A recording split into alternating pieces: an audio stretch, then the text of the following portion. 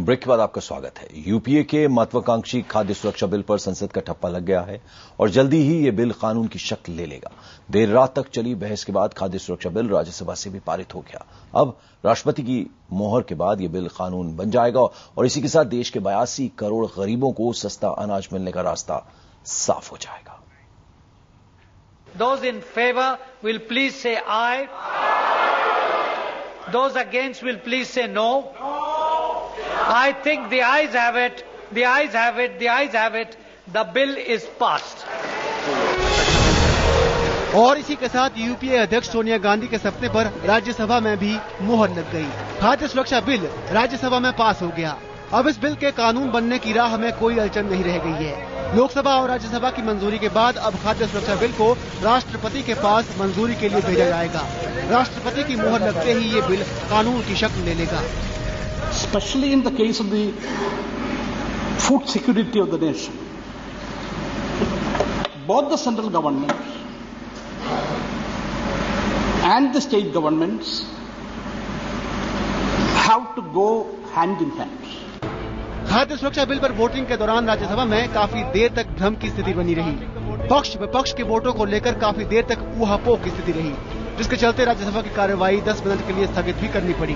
Voting के दौरान Samajwadi party और जेडीयू ने अपने संशोधन प्रस्ताव वापस ले लिए और सरकारी बिल के समर्थन में वोट किया।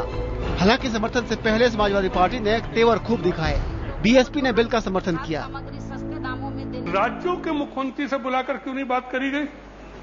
अगर राज्य को ही योजना को लागू करना है तो राज्यों के मुख्यमंत्री को बुलाना चाहिए। आपने देश के किसी राज्य के मुख्यमंत्री को नहीं बुलाया। इतनी जल्दी में ऐसा लग रहा कि ये चुनावी योजना है। ये गरीब हटाओ नहीं है, ये तो चुनावी योजना है।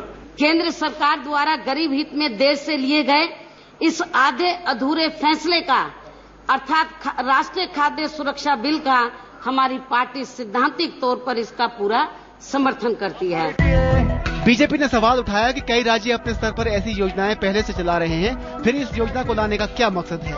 छत्तीसगढ़ में जारी योजना का हवाला देते हुए राज्यसभा में नेता प्रतिपक्ष अरुण जेटली ने कहा कि केंद्र सरकार ने राज्य की योजनाएं लेकर उसे नई पैकिंग में पेश किया है। तमाम विरोधों के बावजूद बीजेपी ने इस बिल का समर्थन किया। सच में मैंने इसकी जो अध्ययन किया तो बेहतर होता आप इसका थोड़ा नाम परिवर्तित कर देते। आपने कहा नेशनल फूड सिक्योरिटी बिल और act when it becomes an act, effectively it is repackaging of all existing food schemes. खाद्य सुरक्षा कानून लागू होने के बाद देश की करीब 67% आबादी को इसका फायदा मिलेगा। सरकारी आंकड़ों के मुताबिक इस योजना का फायदा 75% ग्रामीण और 50% शहरी आबादी को होगा। अनुमान के मुताबिक 81 करोड़ 57 लाख लोगों को फायदा मिलेगा। इस योजना के तहत गरीबों को बाजार से कम कीमत पर अनाज मिलेगा। इसके तहत परिवार के हर सदस्य को हर महीने 5 किलो अनाज दिया जाएगा।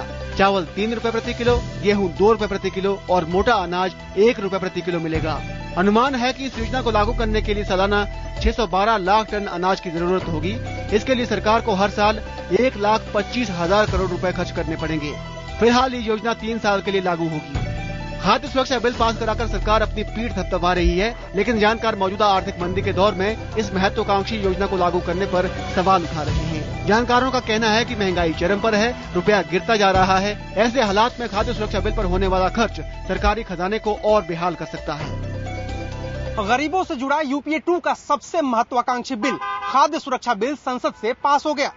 सरकार को उम्मीद है कि यूपीए 1 में जिस तरह से मनरेगा ने उसके लिए वोट बटोरा था, उसी तरह से खाद्य सुरक्षा बिल भी वोट बटोरेगा और 2014 की नैया पार लगाएगा। कैमरामैन नीरज तिवारी के साथ अरुण सिंह, दिल्ली, IBN 7।